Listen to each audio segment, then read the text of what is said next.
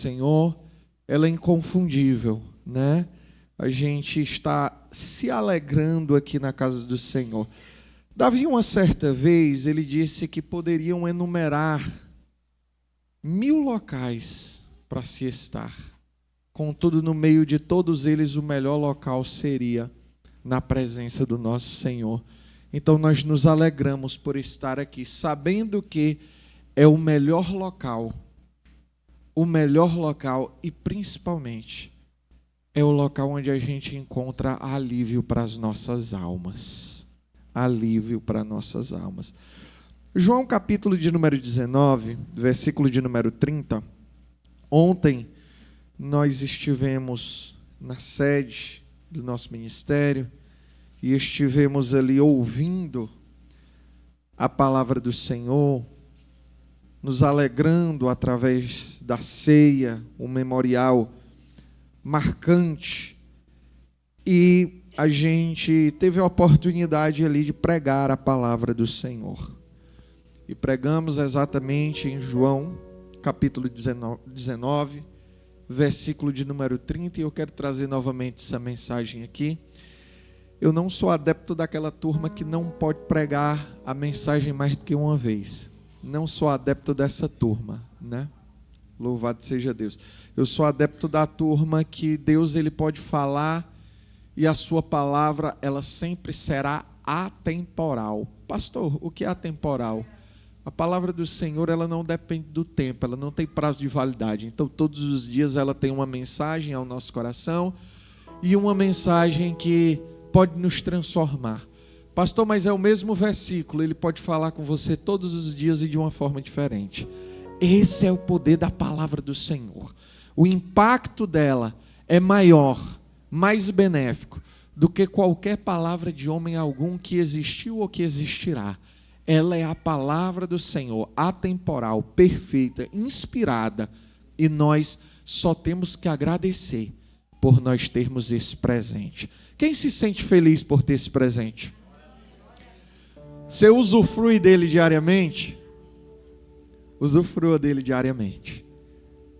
Usufrua dele diariamente. Usufrua dele diariamente.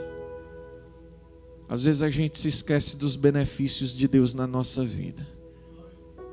Pede demais e esquece do que já tem. Você já tem grande coisa.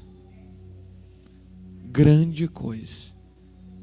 Conselho para todos os seus caminhos.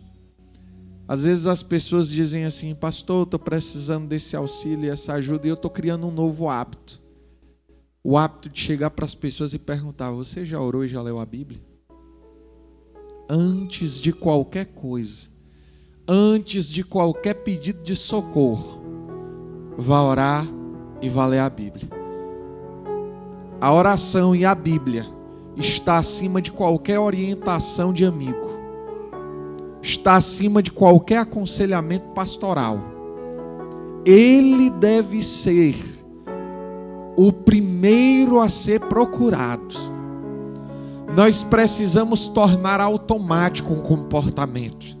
Quando nós tivermos uma luta como uma vitória, o primeiro a saber dela deve ser o nosso Senhor. E os seus joelhos, eles serão o meio pelo qual Deus conhecerá as tuas palavras. Amém? Todos os queridos encontraram João 19:30? Amém? A palavra do Senhor, ela diz assim: e quando Jesus tomou o vinagre, disse: está consumado. E inclinando a cabeça, entregou o seu espírito. Eu quero repetir essa leitura, é só um versículo. E quando Jesus tomou o vinagre, disse: está consumado. E inclinando a cabeça, entregou o seu espírito. Amém? Queridos, quando nós lemos o Evangelho de João, eu posso dizer que nós lemos um Evangelho um pouco diferente. E eu digo isso pelos detalhes da escrita desse Evangelho. Nós sabemos que dentro da Bíblia existem 4 evangelhos. E eu estou falando aqui de evangelho como gênero literário, por isso que digo 4: Mateus, Marcos, Lucas e João. Os 3 primeiros são conhecidos como sinóticos. Sinóticos é uma palavra que significa parecidos. Então os 3 primeiros são parecidos. Você lê Mateus, Marcos e Lucas, você percebe uma mensagem muito semelhante. Você percebe uma mensagem idêntica. Porém, quando você lê o Evangelho de João, você nota detalhes que não estão escritos nesses outros 3 evangelhos. Perceba, eu não estou dizendo aqui que o Evangelho de João, ele é mais ou menos inspirado do que qualquer um livro neotestamentário ou veterotestamentário. Não, eu estou querendo dizer que João, existem detalhes em João que não estão presentes nos outros 3 evangelistas. É claro que isso iria acontecer se você abrir sua Bíblia em João 19, 25 ao 27, é dado uma clara explicação porque isso é possível. A Bíblia diz: perto da cruz de Jesus estavam sua mãe, a irmã dela, Maria, mulher de Cleopas, e Maria Madalena. Vendo Jesus sua mãe e junto a ela o discípulo a quem amava, disse-lhe: mulher, eis aí o teu filho. Estamos querendo dizer então que pela proximidade que João tinha de Jesus, ele teve condições de enxergar e participar de debates, diálogos e mesas que os outros evangelistas assim não tiveram. Repita comigo: quem está perto? Foi fraco. Quem está perto? Está fraco ainda. Quem está perto? Sempre vê mais. Quando você está perto do mestre, você vê detalhes que os outros não veem. Quando você está perto do mestre, você ouve palavras que os outros não ouvem. Quando você está perto do mestre, você tem entendimento diferente do que as outras pessoas têm, porque a proximidade gera maior detalhe de relacionamento, gera maior história. Eu aproveito esse momento para aplicar isso na tua vida. Talvez você esteja tão distante e esteja dizendo assim: Deus não fala comigo, eu venho para o culto e não escuto mais a voz de Deus, não é mais como era antes. Talvez, e eu tenho certeza no que eu digo, não é Deus que mudou, foi você talvez que tenha mudado. Deus ainda continua o mesmo, a sua voz ainda é a mesma, o seu poder ainda é o mesmo. Ele continua fazendo, falando e operando. Então, quanto mais próximo você está, mais Ele vai fazer por você. Diga isso, por favor, para quem está do seu lado.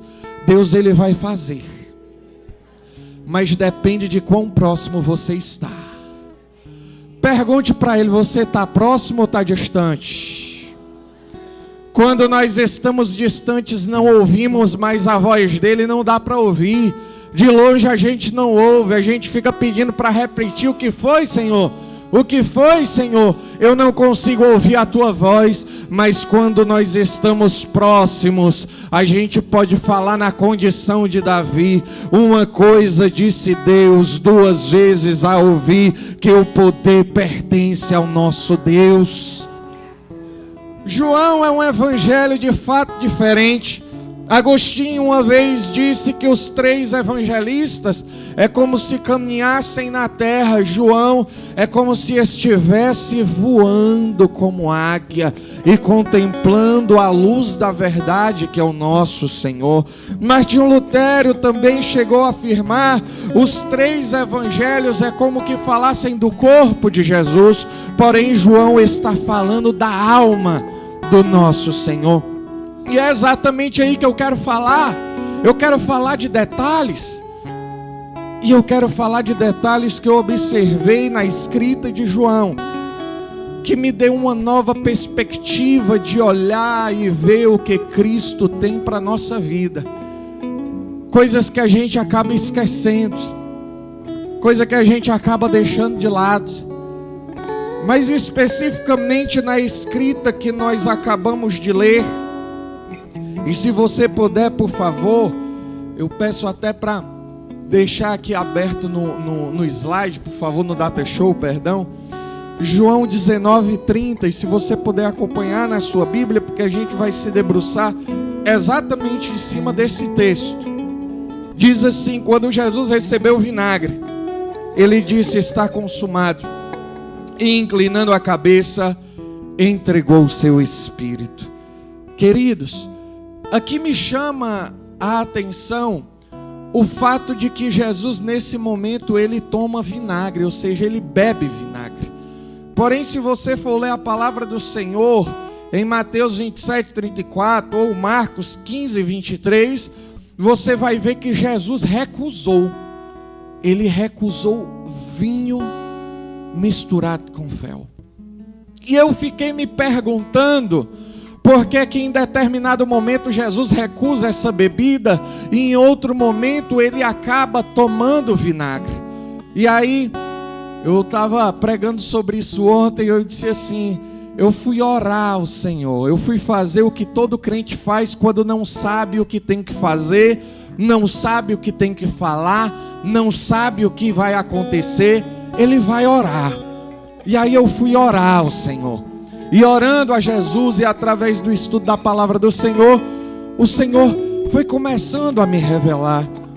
E o Senhor me revelou, através do estudo da palavra, que ele não bebeu vinho, porque o vinho tinha um objetivo específico ali no ato da crucificação.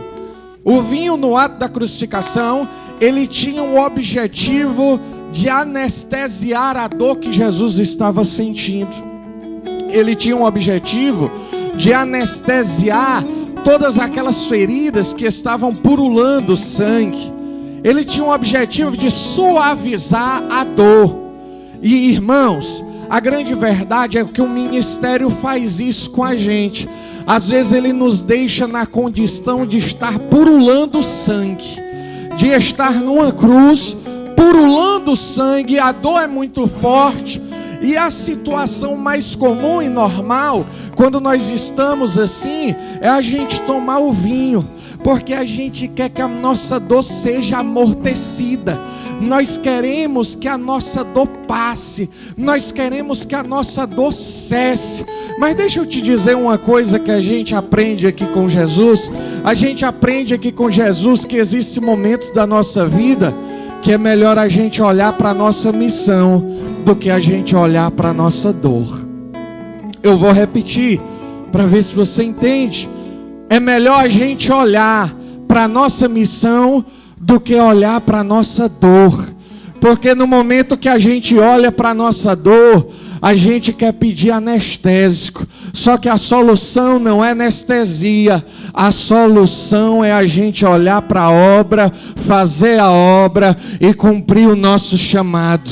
Jesus não quis anestésico. Jesus quis nos ensinar que a preocupação dele não estava na dor passando. A preocupação de Jesus estava na missão, se ela haveria de ser cumprida.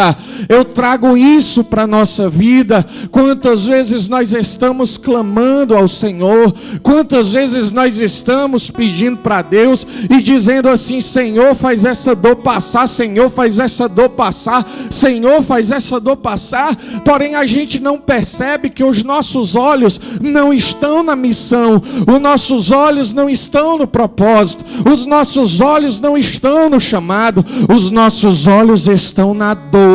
E enquanto os nossos olhos estiver na dor, nós estaremos pedindo vinho, porque a gente quer ser anestesiados. Mas quando a nossa vida, o nosso foco estiver no propósito, nós vamos conseguir superar qualquer coisa, porque nós estaremos alinhados ao propósito do nosso Deus. Não peça o vinho suporte, não Não olhe ali para o vinho, não olhe ali para o anestésico temporário que não vai trazer solução. Olhe para a missão, porque foi para isso que Deus chamou, convocou você. Pastor, e por que então, se Jesus não tomou o vinho que anestesiava, por que ele tomou o vinagre? Irmãos, o vinagre ele tinha um papel totalmente diferente do vinho. Enquanto o vinho anestesiava, o vinagre, que não é o vinagre de cozinha que você tem hoje, ele liberava as vias respiratórias. Pastor, mas qual é o objetivo de liberar as vias respiratórias? O objetivo era claro. Jesus queria falar alguma coisa. E Jesus queria que todas as pessoas ouvissem o que ele tinha para falar. Jesus queria que as pessoas ouvissem o que ele tinha para ensinar ali no momento da cruz. E é por isso que ele chegou e pediu vinagre. E na hora que ele pediu vinagre, na hora que ele bebeu do vinagre, ele então falou essa palavra: está consumado. Dá certo aí para ir, filho? Vamos? Está consumado. Pastor, o que é que Jesus quis dizer com isso? O que é que Jesus quis dizer com estar consumado? Jesus quis dizer uma coisa muito importante. Jesus quis dizer que as nossas lutas, provações, tribulações, oriundas do pecado, estavam sendo agora todas tratadas. A palavra está consumado, no nosso português, ela não traz o significado real do que está escrito na língua original. Na língua original, não dá apenas uma visão de estar consumado, de acabou. Na verdade, ele dá uma ideia do que foi feito lá atrás, no passado. Que o que foi feito lá na cruz do Calvário, que o que foi feito ali no Gólgota, foi feito. E ainda hoje nós podemos experimentar daquilo que Deus fez nas nossas vidas. Ou seja, o que Jesus fez não ficou ali cravado no tempo. O que Jesus fez foi atemporal. Ou seja, o que Jesus fez ainda continuamos experimentando e experimentaremos, principalmente no dia do seu regresso, porque aí nós provaremos de algo que hoje ainda nós não podemos provar. O que Jesus estava fazendo ali na cruz era nos ensinar que quando ele encerra uma situação é diferente do que a gente encerra. Quando a gente encerra uma situação, às vezes não podemos provar dos benefícios dessa situação, mas quando Deus encerra as coisas, ele não deixa elas pelas metades. Quando Deus encerra as coisas, ele não deixa as situações mal acabadas. Quando Deus encerra as coisas, nós podemos experimentar de toda a sua bondade, porque o benefício do que Ele fez é um benefício eterno, é um benefício que não vai trazer só fruto para nós, Ele vai trazer um fruto para a nossa geração. Eu quero dizer para você aqui nessa noite, que o que Jesus fez ali na cruz do Calvário não trouxe benefício só para os apóstolos, não trouxe benefício apenas para a igreja primitiva, ela trouxe benefícios para todos nós que estamos aqui nessa noite. Ele trouxe benefício para os nossos filhos, Ele trouxe benefício para os nossos netos, Ele trouxe benefícios para a nossa posterioridade. E daí eu pergunto para você, por que tanta preocupação? Porque tanta ansiedade, se um grito já foi dado lá na cruz: está consumado, está consumado. O grito na cruz de Cristo, ele traz vitória para o seu povo, ele traz vitória para a sua igreja, ele traz vitória para você que está aqui hoje.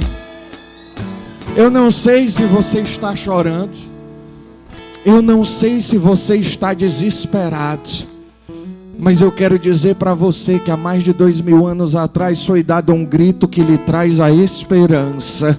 E não se você hoje está desesperançoso, ore a Deus neste momento e repreenda o demônio que rouba a esperança. Hoje você vai sonhar, hoje você pode sonhar, hoje você vai relembrar que o que Cristo fez na cruz por você lhe deu uma nova vida, lhe deu novas oportunidades, lhe deu uma nova condição de viver. Hoje você vive com sonhos, hoje você vive com esperança. Hoje, até quando você olha para a tumba, quando você olha para a morte, quando você olha para o caixão, você não vê o fim, você vê o começo de uma nova história. Porque até aquele que morreu em Cristo um dia vai ressuscitar, um dia vai ressuscitar. Existe solução, existe um jeito, existe uma saída. Porque alguém um dia disse: está consumado, está consumado. Por favor, diga para quem está do seu lado: está consumado. Enxuga as lágrimas, está consumado. As dores, as lutas, os problemas, as dificuldades, elas terão uma data de validade. Logo a trombeta vai soar. Os que morreram em Cristo ressuscitarão primeiro. Depois nós, os que estivermos vivos, seremos transformados num abrir e fechar de olhos. Por quê, pastor? Porque alguém lá no passado gritou: está consumado, está consumado, está consumado, está consumado. Aleluia.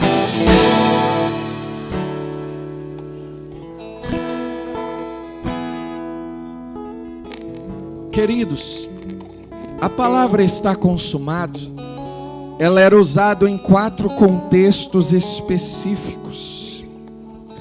O primeiro contexto que era usado a palavra está consumado era no contexto comercial. No contexto comercial, nós percebemos que na época do Império Romano existia um grande comércio, como hoje também existe, com propriedades, com aluguel de casas, com dívidas que uma pessoa ou outra tinha, e elas iam ali para um título público, e ali constava que a pessoa era devedora. É interessante pensarmos nisso, irmãos, porque isso é o contexto antigo. É o contexto que nos mostra o peso de uma dívida. Quem não tinha condição de pagar uma dívida, queridos, ele poderia até ser preso. Hoje ninguém é preso por dívida, não. É, irmã Hernani? É não, né? É processado por causa da dívida. Mas naquele tempo poderia ser preso. Levava uma pisa? Hoje leva uma pisa, né? Hoje leva uma pisa. Naquela época era um pouco pior. A pessoa poderia se tornar um escravo. Ela não tinha condição de pagar, então ela se tornava um escravo de alguém. Quando ela se tornava um escravo de alguém, ela pagava aquilo através do seu labor. Existiam algumas dívidas que eram tão altas, irmã Valda, que a pessoa trabalhava a vida toda, morria e não pagava a dívida dela. A senhora acredita nisso? Isso era o peso da dívida. Irmã Eurimar, isso é uma carga muito pesada. Você era arrancado do meio da sua família, você era arrancado do meio da sua casa, e você era colocado num local estranho, servia a pessoas estranhas, e era tudo muito diferente o tipo de trabalho, irmã Simone. Porque hoje existe o Ministério do Trabalho, não é permitida escravatura. Mas naquela época não tinha. um ministério do trabalho, irmã Jaqueline. Naquela época as pessoas trabalhavam mais de 12 horas por dia, trabalhavam de domingo a domingo, tudo porque contraíam dívidas. E aquelas dívidas eram pesadas, aqueles títulos ficavam com aquelas pessoas. Inclusive, queridos, a gente percebe, a gente vê que existiam muitos cobradores de impostos que eles não só cobravam a questão do imposto do Império Romano sobre as nações que estavam sob seu jugo, mas também eles controlavam as dívidas do povo para que não existisse revolta. A gente vê o exemplo de Zaqueu, a gente vê o exemplo de Mateus. Ambos eram cobradores de impostos e que atuavam também nessas áreas de dívida por estarem atuando ali no comércio antigo. Queridos, isso é totalmente semelhante à vida que nós tínhamos antes de conhecer ao nosso Salvador, antes do nosso Salvador efetuar um sacrifício. Nós estávamos sendo escravizados pelo pecado. Nós não tínhamos condição alguma de pagar essa dívida. Nós não tínhamos condições nem que nós trabalhássemos o resto da nossa vida. Nós não tínhamos condição. O nosso salário, Igor, era a morte. Porque Paulo escreveu em Romanos 6:23, porque o salário do pecado é a morte. Nós estávamos sentenciados, nós não tínhamos condições de pagar aquele documento. E lá naquele documento era informado a nossa dívida e era informado o nosso nome. Ali, amados, nós tínhamos uma grave sentença, uma sentença de morte. Porque nós não tínhamos, irmã Lourdes, condição de pagar aquilo. Era maior do que os nossos haveres. Nenhum de nós, por melhor que nós fôssemos, por mais bonito, por mais atlético, nós não tínhamos condição de pagar. Você poderia trabalhar de qualquer forma, mas você não ia ter condição de pagar. É uma coisa bem interessante sobre a dívida, é que importava quem devia, não importava quem pagasse. Você podia pagar ou um fiador poderia pagar por você. O que é interessante no nosso caso é, apesar que nenhum de nós poderíamos pagar essa dívida, nós tivemos um fiador. E esse fiador pagou um grande preço por nós. Ele quitou todas as nossas dívidas, não importando então quão grandes eram elas. Quem pagou essa dívida por nós foi Jesus Cristo.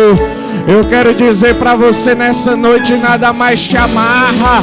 O que te amarrava, o Senhor pegou, assinou com sangue, e lá ficou o termo escrito: está consumado. Agora ninguém cobra mais aquele documento, agora ninguém pode reaver, agora ninguém pode pedir de volta, agora você não é mais escravo, porque Ele te deu liberdade, e hoje você pode viver, hoje você pode viver, hoje você não é mais escravo do pecado, porque Cristo pagou o preço por você e escreveu: está consumado, está consumado, está consumado. Deus pagou o preço por você, Jesus pagou o preço por você. Agora o fiscal, quando vem, lhe é apresentado o documento, irmão Hernandes. E lá no documento, Valdênio, tem carimbado: está consumado. Está consumado. Está consumado. Vai estar lá o nome: Ruth, Ariane, Raina. Aí o acusador vai chegar, vai cobrar a dívida. Aí o documento é apresentado: não, está aqui, está consumado, está pago, está pago, está pago, está pago. A dívida, ela foi desfeita porque um grande preço foi pago. E Pedro escreveu: não fostes com coisas corruptíveis, que fostes comprado da vossa velha maneira de viver. Vocês foram comprados pelo sangue, pelo sangue, pelo sangue, pelo sangue, pelo sangue, pelo sangue de Jesus. O nosso Senhor está consumado. Está consumado, está pago. Uma vez, Eric, disseram assim para Martinho Lutero, ou melhor, não disseram, fizeram. Ele dormia num local que dava bem de frente, uma janela que dava bem de frente a um prédio antigo. E aí pegaram todos os pecados de Lutero e escreveram, Kevin, tipo num cartaz. E lá com tinta colocaram todos os pecados de Lutero, enumeraram todos os pecados. Eles achavam que iriam intimidar, Valdênio, Lutero na sua missão da reforma protestante. Quando Lutero se levanta de manhã, ele não viu o cartaz, porque a primeira coisa que ele fazia, segundo o próprio, era orar. Ele passou mais de 2 horas orando e relembrando, Iguinho, o sacrifício de Jesus por ele. Quando se levantou, o inimigo pensava que ia envergonhar Lutero, mas quando ele olhou para todos aqueles pecados escritos, Lutero teve um efeito inverso. Lutero se alegrou e disse assim: eu louvo a Deus, porque todos esses pecados o sangue de Jesus Cristo me lavou. O sangue de Jesus Cristo me lavou. Não importa o que você fez, você agora é uma nova criatura. Você agora não é mais uma criatura, agora você passa a ser filho. Você é filho dele, você é filho dele, você é filho dele, é filho dele, porque o documento está assinado, está consumado. Em segundo lugar,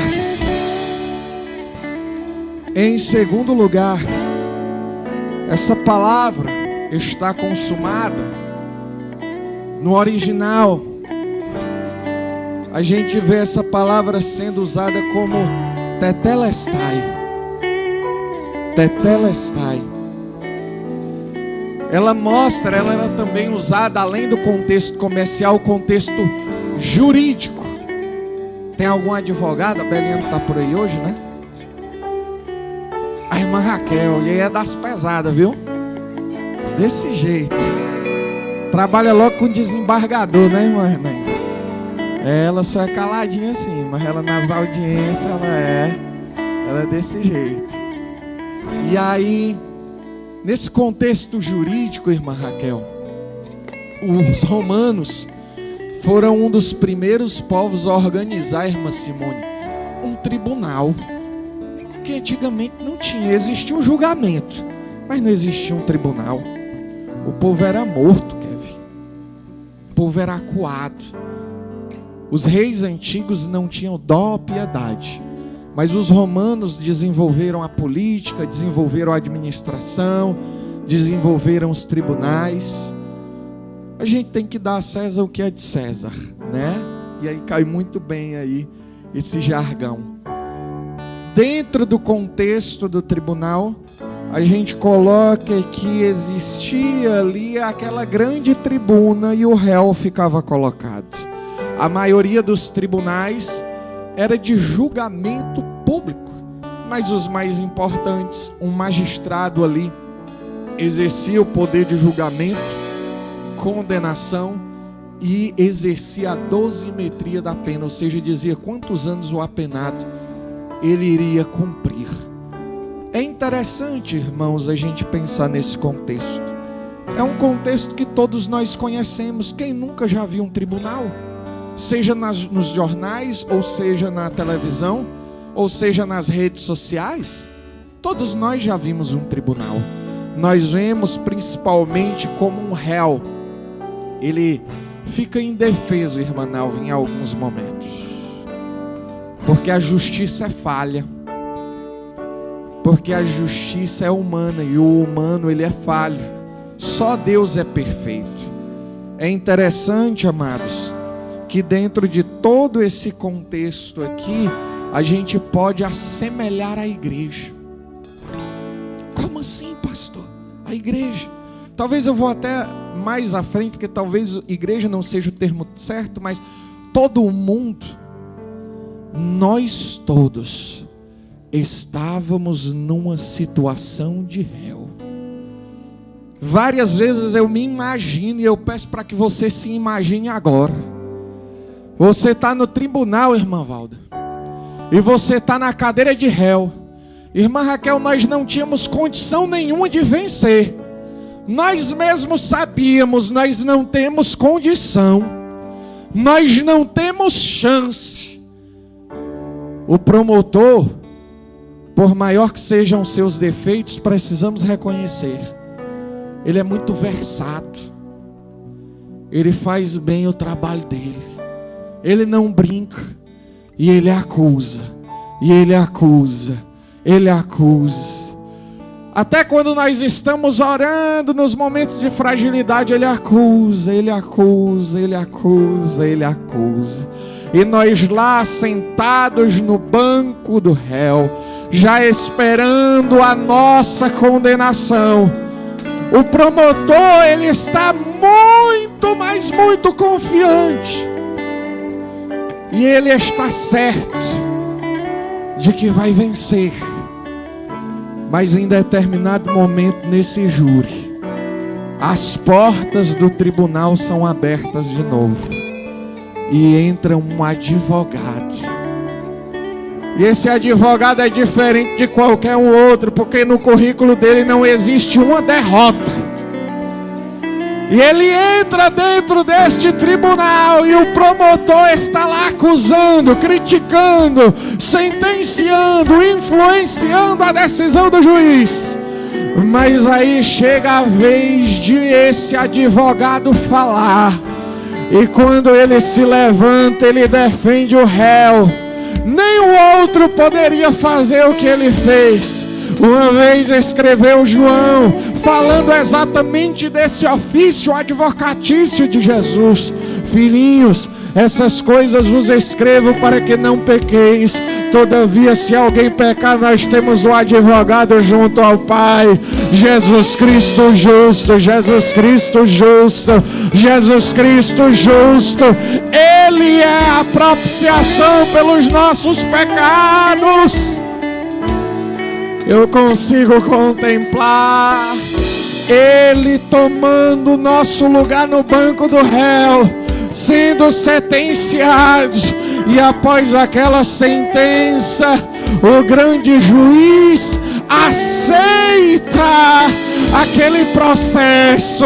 E quando ele aceita aquele processo, ele bate com um martelo lá na tribuna. E quando bate, ele é obrigado a dizer: está consumado. O preço foi pago, a fiança foi paga. Agora não vai ter ninguém mais condenado, porque o advogado justo pagou o preço da fiança. Eu não sei você, a situação, a condição. Você talvez está dizendo que está abandonado, jogado, largado, só está sendo acusado. Eu quero lembrar para você que você tem um advogado. Fale para quem está do seu lado aí, por gentileza: você tem um advogado. Você tem um advogado. Você tem um advogado. Seu advogado não perde causa, está consumado, o preço foi pago, você não está mais sentado no banco de réu, agora você saiu dali com um documento de liberdade assinado, a sentença foi dada, absolvido, absolvida, absolvido, absolvida, graças a Ele, o nosso advogado fiel. Pode agradecer a Ele? Quem pode agradecer o nosso advogado? Ah, Jesus, muito obrigado, Senhor. Muito obrigado, Senhor. O terceiro contexto, eu estou concluindo, onde era usado a palavra está consumado, tetelestai, era no contexto militar. Novamente, os romanos eram um povo que era muito desenvolvido na arte militar. Tanto é que nas épocas passadas, nas estradas existiam muitos salteadores, ladrões. Mas na época de Jesus, ele conseguia transitar, porque existiam soldados romanos naquelas estradas, protegendo, guardando. O soldado romano, Kevin, você que queria ser policial, era você? Era o Iguim? Era o Iguim. Eles tinham muita dedicação no seu ofício, Igor. Ao ponto de quando eles recebiam uma missão, o seu superior tinha a certeza que eles iriam cumprir, que ele não iria recuar, que ele não iria desistir. Não iria. Ele não iria desistir. E o soldado romano, quando recebia aquela missão, ele executava nem que lhe custasse a vida. Nem que lhe custasse a vida. E todas as vezes que ele cumpria uma missão, ele voltava para o seu superior e com um sorriso estampado no rosto, não importa como estava a sua condição física, irmã Jaqueline, se ele estava todo quebrado, surrado, nem que fosse na enfermaria, ele olhava para o seu gestor, o seu chefe de infantaria ou de cavalaria e dizia assim: tetelestai, está consumado, missão cumprida, Senhor. Missão cumprida, coronel. Não é assim? Missão cumprida. Ele falava essa palavra com a intenção de dizer: a missão foi um sucesso, a missão foi bem sucedida. Quando essa missão era dada para ele, ele ia com a intenção, Luquian, de fazer acontecer, independente da dificuldade. Independente da dificuldade. E ele ia, Ariane, nem que lhe custasse a sua vida.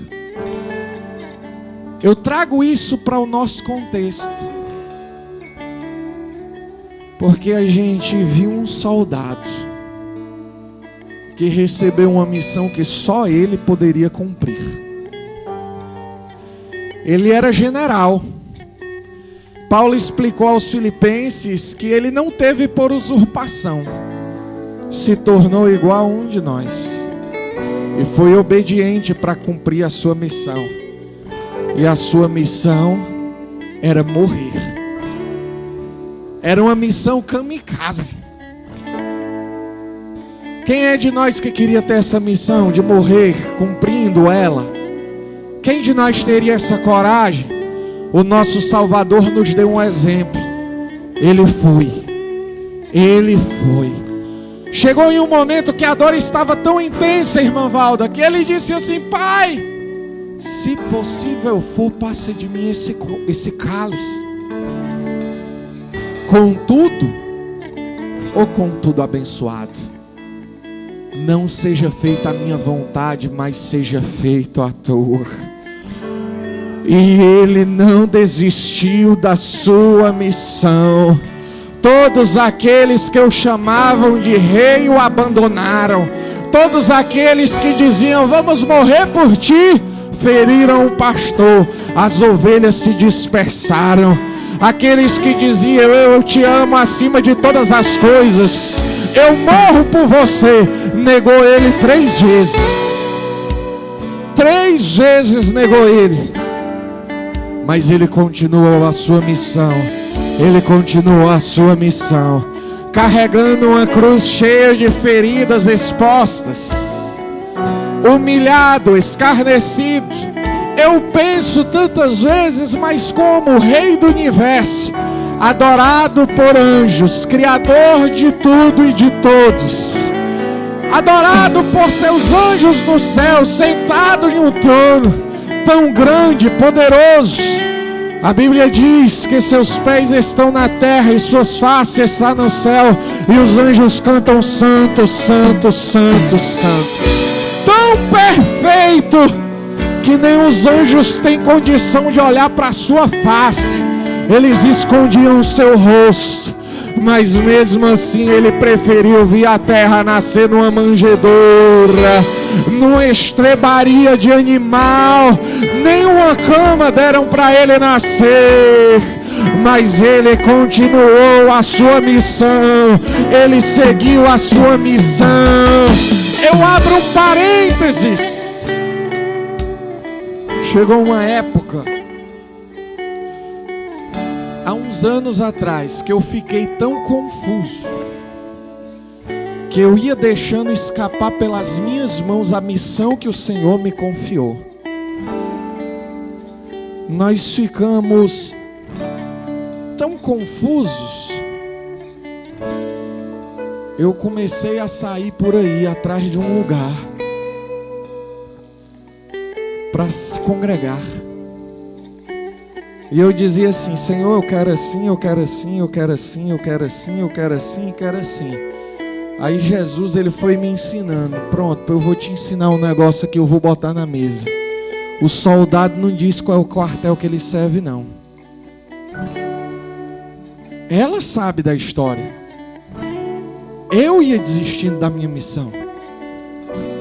Se eu fosse para onde eu quisesse ir, hoje eu não estava aqui exercitando a minha missão. Aí o Senhor me disse assim: não é do jeito que você quer, é do jeito que eu quero. E Ele me levou para onde eu não queria ir. Ela sabe. Ela chegava em casa e dizia assim: amor, é tão legal, é tão bom. E eu dizia assim: não, amor, eu acho que não. Eu acho que não. Aí Jesus devagarzinho foi quebrando, Eliseu, e me ensinando: não é do seu jeito, não é da sua forma, a missão é minha, é eu que dou a missão.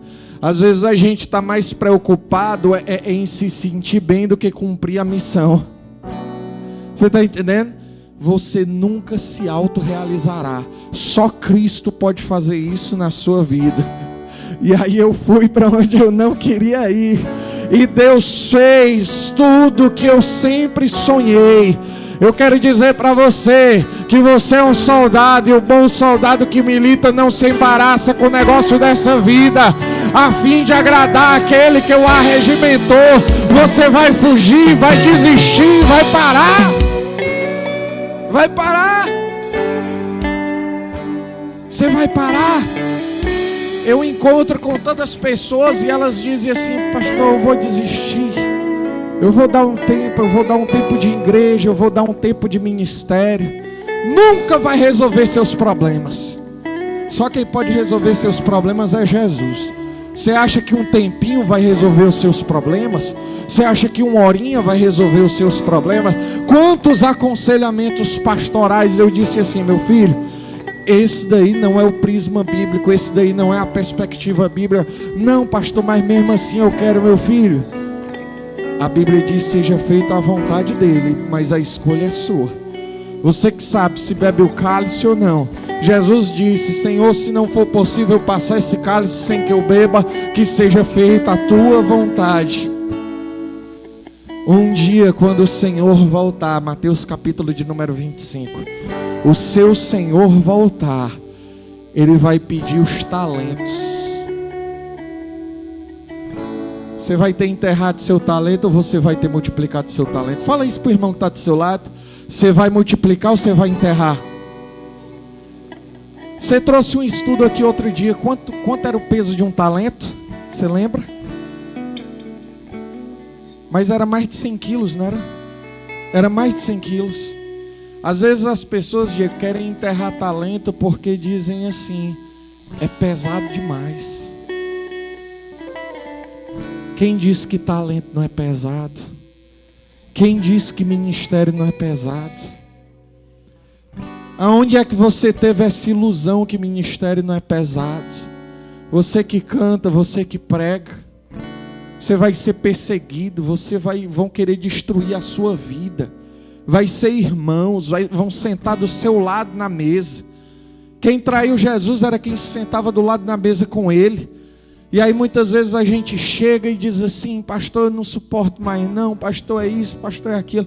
Outro dia um irmão me perguntou: pastor, como é que você aguenta? Meu filho, eu não olho mais para essas coisas, porque se eu olhar eu vou ficar doido, se eu olhar eu vou ficar maluco, se eu olhar eu já tinha entregado isso aqui há muitos anos. Mas quando a gente olha para Ele, todas as nossas dores elas são repreendidas, porque a gente olha para aquele que é o âmago das nossas almas, o âmago da nossa vida. Quando nós olhamos para Ele, parece que todas as nossas dores se acabam, parece que o nosso sofrimento Ele reduz. Só Ele pode fazer isso por nós. Não desista da sua missão, soldado.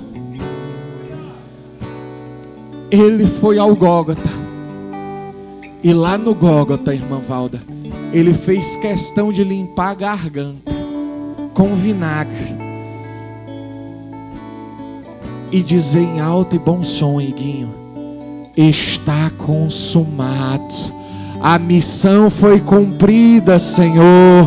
A missão foi cumprida. O brado na cruz do Calvário é um indicativo que Ele venceu por nós. Eu posso tomar as palavras de Paulo e dizer: onde está a morte, a tua vitória? Onde está o inferno, teu aguilhão? O nosso Senhor venceu. O nosso Senhor venceu para te dar vida, e vida com abundância, e vida com abundância.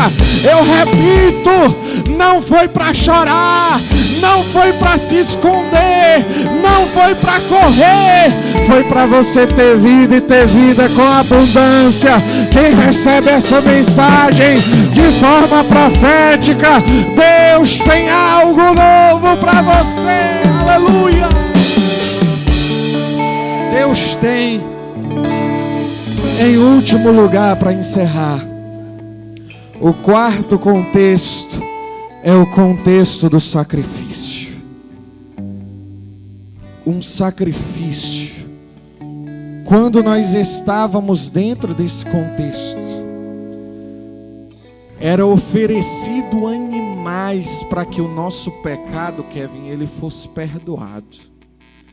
Porém, a palavra para expiação, ou seja, para redenção do pecado, através de substituição, no Antigo Testamento, é cofer. Você sabe o que significa cofer? Cobrir. Os nossos pecados apenas eram cobertos. No Novo Testamento, a palavra para expiação não é mais cofer, é catalassô. O que é que quer dizer isso, pastor? Se cofé é cobrir, catalassô é substituição. Se os nossos pecados apenas eram cobertos, agora viria alguém para ser substituído por nós. Substituído por nós. E a palavra substituição ali em grego, ela está ligada a uma questão de uma obra definitiva e não uma obra transitória. Os animais já não eram mais colocados no altar para que o sangue fosse imolado. Não era mais o sacerdote que levava a oferenda, Igor, lá para o altar. Um homem que antes tinha que oferecer sacrifício por si só. Às vezes eu imagino o sacrifício judaico. O sacerdote primeiro tinha que oferecer sacrifício para si próprio, porque ele era pecador. Uma vez por ano entrava no Santo dos Santos ali, um pouco antes ele oferecia a oferta de sacrifício pelo pecado. O animal era imolado, ele levava ali uma ovelha e pegava ela aqui pelo pescoço, e ele ia mancando, fazendo força sobre a ovelha. Se a ovelha emitisse sons muito altos, era sinal que não era uma ovelha, era bode. Ovelha é fácil de trabalhar, bode grita demais, e o sumo sacerdote levava ali a ovelha. E quando ele levava ali a ovelha para frente, ele ali cortava a jugular da ovelha e o sangue dela era derramado. O pecado do povo ali era coberto, mas o sumo sacerdote nunca poderia dizer: está consumado. Nunca. Ele dizia, irmã Valda, estava consumado. No ano seguinte, o sumo sacerdote tinha que entregar o mesmo sacrifício. No entanto, eu posso imaginar o que Cristo fez. Imagine comigo, Ele entrando no Santo dos Santos. Ele próprio era o sumo sacerdote, como também Ele era a oferenda. Ele levou o sacrifício para o altar, Ele próprio era o sacrifício. Ele se deitou ali sobre o altar e deixou que cortassem a sua jugular para que descesse todo o seu sangue. Não emitiu som algum, provando que não era bode, era ovelha. E a Bíblia ainda o chama de ovelha muda. Eu repito, a Bíblia ainda o chama de ovelha muda. E seu sangue foi derramado sobre o altar. Diferentemente de todas as outras oferendas, aquela oferta não precisava mais ser oferecida no ano seguinte. Aquela oferta não apenas cobria, de fato ela perdoava. Aquela oferta que estava sendo colocada ali, cumpria-se todas as exigências para ser dito: está consumado, está consumado, está consumado. E quando aquilo foi feito, o véu do templo se rasga de alto e a baixo, e o povo que hoje está aqui, que era impedido de entrar até o Santo dos Santos, hoje pode entrar ao Santo dos Santos, levantar suas mãos para o céu, glorificar a Ele, agradecer a Ele, porque Ele gritou, Ele falou: está consumado, está consumado, está consumado. Hoje você pode dar um grito de vitória. Hoje não é dia de tristeza. Na verdade, para o crente não existe isso, porque o crente tem uma esperança que o mundo não pôde lhe dar. Só quem pôde lhe dar foi aquele que falou na cruz: está consumado, está consumado. Fique de pé em nome de Jesus. Nós já vamos encerrar. Feche seu olho com quem está aí do seu lado. Nós vamos orar. Nós vamos orar e vamos clamar ao Senhor. Nós vamos orar e nós vamos clamar ao Senhor. O preço foi pago, está consumado, foi falado. Por que esse desespero? Por que essa dor? Por que essa inquietação? Por quê? Você não confia no que Ele fez por você, não? Você ainda está com medo que isso não tenha acontecido? Que isso não seja realidade? Hoje nós vamos orar para Deus fazer cair dos nossos olhos as escamas. As escamas não fazem parte da nossa constituição de vida. Elas nos cegam.